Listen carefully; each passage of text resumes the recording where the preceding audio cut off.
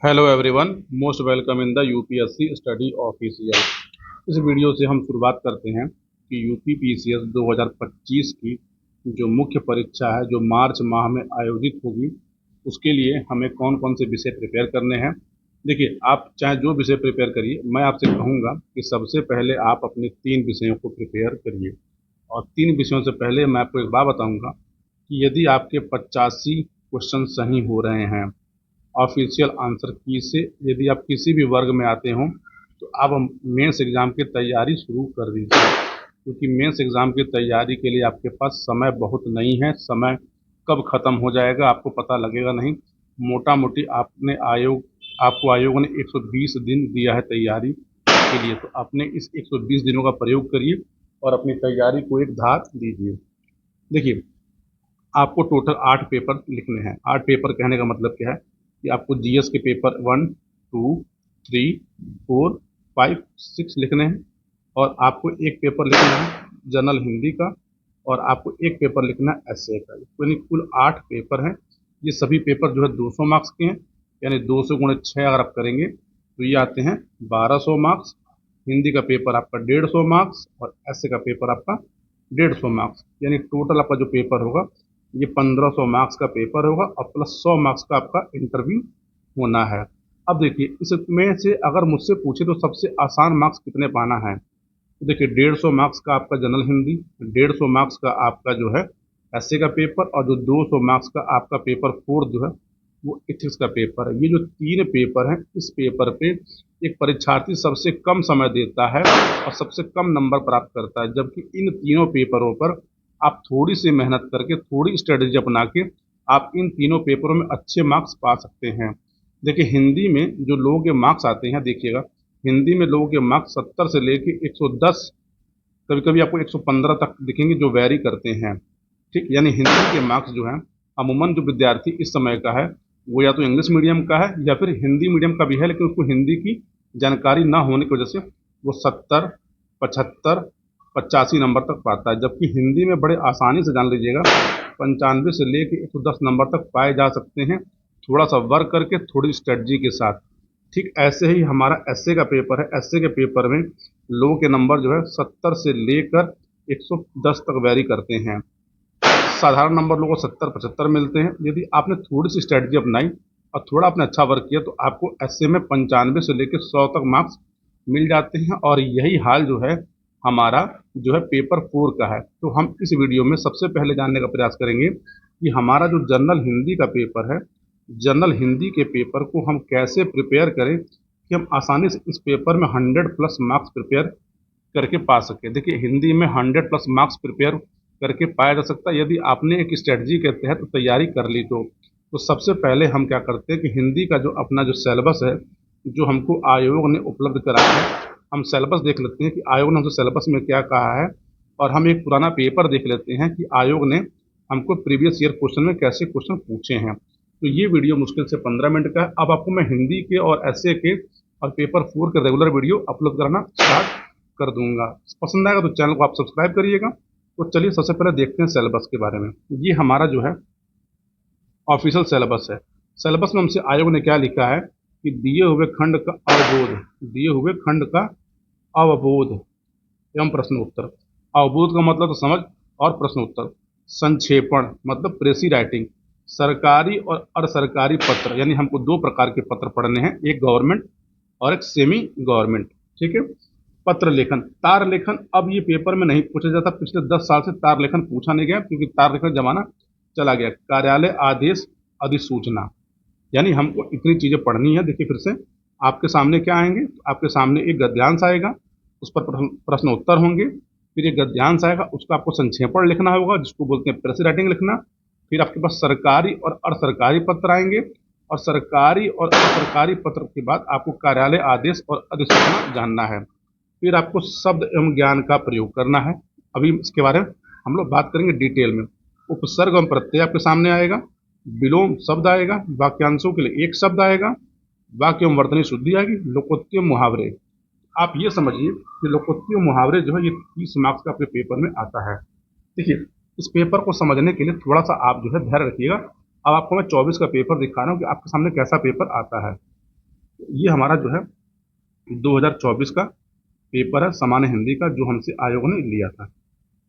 ठीक है, देखिए मार्क्स हमारे पास कितने हैं, तो कुल 150 मार्क्स हैं और हमको 3 घंटे का समय मिलता है।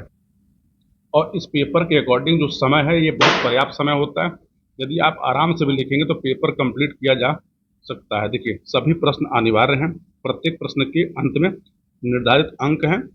पत्र, प्रार्थना पत्र या किसी अन्य प्रश्न के उत्तर के साथ साथ अपना या अन्य किसी का नाम, पता, प्रश्न में दिए गए नाम, पदनाम आदि को छोड़कर अनुक्रमांक न लिखें। जैसे अगर लिखना भी हो तो क, ख, ग, घ का उल्लेख कर सकते हैं। देखिए पहला प्रश्न जो है आपके सामने क्या है कि निम्नलिखित गद्यांश के आधार पर नीचे दिए गए प्रश्नों का उत्तर दीजिए। ये गद्यांश है और आपको इस गद्यांश के आधार पर ही उत्तर देना है। पहली बात क्या है कि आप जब उत्तर लिखेंगे तो गद्यांश में जो बातें लिखी गई हैं आप अपना उत्तर उसी के अनुरूप लिखेंगे। यदि गद्यांश में आम को जो है, आम को इमली कहा गया है तो आप उसको इमली ही कहेंगे। ये ध्यान रखिएगा, क्योंकि आपको उत्तर अपने मन से नहीं देना है, आपको उत्तर जो है गद्यांश के आधार पर देना है। मतलब ये किसी लेखन का एक पार्ट होगा, उस पार्ट से निकाल के उसको रखा गया है। ठीक है, जैसे इसमें कहा जाए, ठीक है, राजा को जो है, राजा को रंग कहा जाए तो आप राजा को रंग ही लिखेंगे, अपने मन से नहीं लिखेंगे। अब देखिए ये गद्यांश है, ये आपको गद्यांश यहाँ तक लिखा गया है। अब देखिए ये प्रश्न जो है 30 मार्क्स का टोटल ये गद्यांश है। इसमें क्या है, ऊपर लिखित गद्यांश का आशय अपने शब्दों में लिखिए। आशय का मतलब समझिए कि आपको इसका सारांश लिखना है, इसका सारांश लिखना है, अपने शब्दों में लिखना है। अब सारांश कैसे लिखा जाता है आपको मैं अगले वीडियो में सिखा दूंगा कि सारांश कैसे लिखा जाता है। एक सारांश लिख के आप कैसे अच्छे नंबर पा सकते हैं। ठीक है, सामाजिकरण के लिए सामाजिक नियंत्रण के अन्य साधन को शिक्षा से क्यों भिन्न है। अब इसका उत्तर जो है आप क्या करिए, तो इसका उत्तर जो है इस गद्यांश के अनुसार लिख दीजिए। गद्यांश की रेखांकित पंक्तियों की व्याख्या कीजिए। देखिए अब समस्या क्या है कि ये जो मेरे सामने क्वेश्चन पेपर है इसमें जो रेखांकित पद है वो मिट गए हैं। ठीक है, इसमें से कम जो है 3 या 4, मेनली 4 जो है आपको रेखांकित पद दिए गए होंगे। उस रेखांकित पद की आपको व्याख्या करनी होती है। मैं एग्जैक्ट पेपर जो है ग्रुप में अपलोड कर दूंगा, वहां देखिएगा, क्योंकि इस पेपर में ये टाइप मिस्टेक है, मेरे पास जो है इसका नहीं आया है। ठीक है, रेखांकित, क्योंकि कुल 4 होंगे तो एक का मार्क जो होता है वो 5 गुणे 4 तो 20, यानी ये समझिए ये आपको जो है टोटल 30 मार्क्स का क्वेश्चन पहला था। यानी अब इसमें से जो है देखिए अगर आपने सही से उत्तर लिख दिया, अब व्याख्या लिख दिया, तो आराम से जान लीजिएगा यहाँ पे आप 20 मार्क्स पा सकते हैं इस प्रश्न में। लेकिन अगर आपने प्रैक्टिस की और ढंग से इसको समझ के लिखा तो। अब देखिए ये दूसरा गद्यांश है, यहाँ भी वही कहानी है।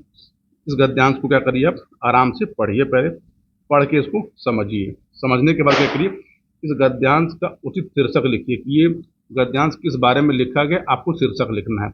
जैसे आपने सही सही शीर्षक लिखा तो आपको 5 मार्क्स मिल जाएंगे। शीर्षक लिखने का मतलब क्या होता है कि आप इसका एकदम सटीक शीर्षक लिखिए और सटीक शीर्षक पे आपको 5 मार्क्स मिलेगा।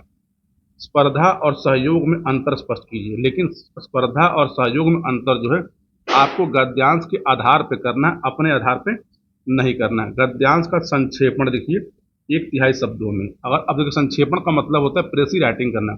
अगर यह गद्यांश मान लीजिए 120 वर्ड का है तो 120 का जो है 1/3 होगा, वो 40 शब्द होगा। यानी आपको 40 शब्दों में क्या करना है, इस गद्यांश का संक्षेपण करके लिखना है। संक्षेपण में संक्षेपण में जो है शब्द सीमा का कड़ाई से पालन किया जाता है। अगर आपको 40 शब्द लिखना है, आप प्रयास करिए कि आप 40, 42, मतलब 38 से लेकर 42 शब्द तक लिखें और लिखने के बाद यदि आपने लिखें तो आपको 20 में से ठीक ठाक मार्क्स से मिल जाएंगे। यानी आप ये समझिए कि आपको जो है ये 2 गद्यांश आए हैं, ये दोनों गद्यांश 30-30 60 नंबर का है। 60 में से अगर आप बढ़िया से प्रैक्टिस कर लेते हैं और किसी से प्रॉपर गाइडेंस ले लेते हैं और सीख लेते हैं तो आप आराम से समझिए कि इसमें आप 40 मार्क्स प्राप्त कर सकते हैं। लोग सबसे बड़ी गलती क्या करते हैं, इन्हीं 2 प्रश्नों में करते हैं, क्योंकि इन 2 प्रश्नों में अच्छे मार्क्स मिलने की उम्मीद होती है, लेकिन लोग उसको लाइटली लेते हैं और लोग लाइटली लेते हैं उनको नंबर 15, 20, 25, 30 तक पाते हैं। ठीक है, अब आइए प्रश्न नंबर 2। देखिए प्रश्न नंबर 2 के अंतर्गत 2 प्रश्न लिखे गए हैं कि आपको प्रश्न नंबर क, प्रश्न नंबर ख। उत्तर प्रदेश पुलिस महानिदेशक की ओर से क जिला पुलिस अधीक्षक को पत्र लिखिए जिसमें संबद्ध जिले में आपराधिक घटनाओं की रोकथाम के लिए कठोर कार्रवाई करने का अनुदेश दिया गया है। ठीक है, देखिए लेटर में आपसे जो है मेनली जो है आयोग वो लेटर की ड्राफ्टिंग, फॉर्मेटिंग और शब्द चेक करता है कि यदि आपने लेटर की फॉर्मेटिंग सही से की है और आपने वर्तनी सही से लिखी है तो बड़े आराम से जान लीजिएगा आपको 7 मार्क्स 8 मार्क्स तक मिलते हैं। लेकिन यदि आपने फॉर्मेटिंग, आपने ड्राफ्टिंग, आपने वर्तनी गलत लिखी तो उसमें 2 से 3 मार्क्स में ही लोग क्या होते हैं, सिमट जाते हैं। ऐसे ही दूसरा लेटर है, उप सचिव गृह मंत्रालय भारत सरकार की ओर से सभी राज्य सरकारों को परिपत्र लिखिए। आपको पता होना चाहिए परिपत्र होता क्या है, जिसमें प्रसूति पूर्ण पूर्ण लिंग परीक्षण पर पूर्ण प्रतिबंध लगाने का प्रावधान हो ताकि बेटी बचाओ बेटी पढ़ाओ अभियान सफल हो सके। तो आपको एक ये पत्र भी लिखना है। देखिए इन पत्रों में अगर आपने सही से लिखा तो आप आराम से 7+7 आप 14 मार्क्स प्राप्त कर सकते हैं। हिंदी के पेपर में मैं 102 103 मार्क्स पाया हूँ। आप चाहेंगे तो अपनी मार्कशीट आपको मैं दिखा भी दूंगा। ठीक है, देखिए यहाँ तक तो ये प्रश्न जो है आपके कंट्रोल में था। अब यहाँ से आइए, देखिए क्या है, यहाँ पर क्या है कि आपको निम्नलिखित शब्दों में विलोम लिखिए। पहली बात क्या है कि देखिए यहाँ पर शब्द लिखे गए हैं और इन शब्दों का विलोम लिखना है। तो देखिए विलोम लिखते समय जो है एकदम सटीक विलोम लिखेंगे तो आपको पूरे पूरे 5 मार्क्स मिलेंगे। ठीक है, पूरे 5 मार्क्स मिलेंगे। लेकिन होता है क्या, जैसे एमसीक्यू होता है तो हमको पता होता है कि यार इसका अगर हमारे सामने 4 ऑप्शन है तो उसको आराम से हम टिक कर लेते हैं। पर यहाँ पे क्या करना, आपको लिखना है सारयुक्त, सकाम, पुरस्कृत, पूर्वकालीन, उत्थान, समीप, ईश्वर, कृत्रिम, रोगी, ऊर्ध्वगामी। आपको इसके क्या करना है, और 10 है, और आपको ये पूरे पूरे 10 मार्क्स इससे मिलेंगे, समझिए, अगर आपने लिखे इसको सही से तो। ठीक है, क्योंकि यहाँ पे नंबर आपको ठीक मैथ की तरह मिलते हैं। एक बात का ध्यान रखिएगा कि जैसे मान लीजिए आपने ऊर्ध्वगामी का जो है विलोम लिखा पेपर में और आपने लिखा और दोबारा यदि आपने उसको काट के दोबारा लिखा तो उस पर आपको आयोग नंबर नहीं देता। आयोग ये मानता है कि आपने कहीं चीटिंग कर ली, चीटिंग से आपको आपने कहीं से लिखा है। तो प्रयास करिएगा कि इन प्रश्न पत्रों में हिंदी की वर्तनी गलती ना हो और कटिंग ना हो, क्योंकि कटिंग होती है तो आपकी कॉपी पे बैड इंप्रेशन पड़ता है। ठीक, अब देखिए निम्नलिखित शब्दों में प्रयुक्त उपसर्गों का निर्देश कीजिए। इसमें से क्या जो है आपको उपसर्ग लगाए गए हैं, आपने लिखा, आपको 5 पूरे मार्क्स मिलेंगे जैसे मैथ में मिलते हैं। निम्नलिखित शब्दों में प्रयुक्त प्रत्यय को पृथक कीजिए। पावक, पढ़नीय, झाड़ू, शक्ति, बलिष्ठ में कौन सा प्रत्यय लगाया गया, आपको यहाँ भी देखिए पूरे पूरे मार्क्स मिलेंगे। अब देखिए ये क्या है, ये एक शब्दों के लिए एक शब्द है, आपको कुल 5 है, एक के लिए 2 नंबर आपको दिया गया है। जैसे जो अपनी पत्नी के साथ हो, जिस पर अभियोग लगाया गया हो, जिसे करना बहुत कठिन हो, आपने लिखा सटीक, आपको पूरे के पूरे नंबर मिलते हैं।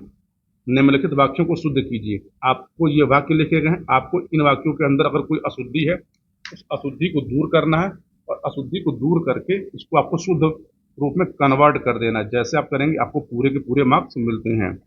तो देखिए ये 5 मार्क्स का है, इनकी वर्तनी शुद्ध करनी है कि एकत्रित, उत्तरदायी, निरपराधी, दुरावस्था, गृह प्रवेश। ये कैसे गलत लिखे गए, इसको सही से शब्दों में लिखिए, पूरे पूरे मार्क्स मिलते हैं।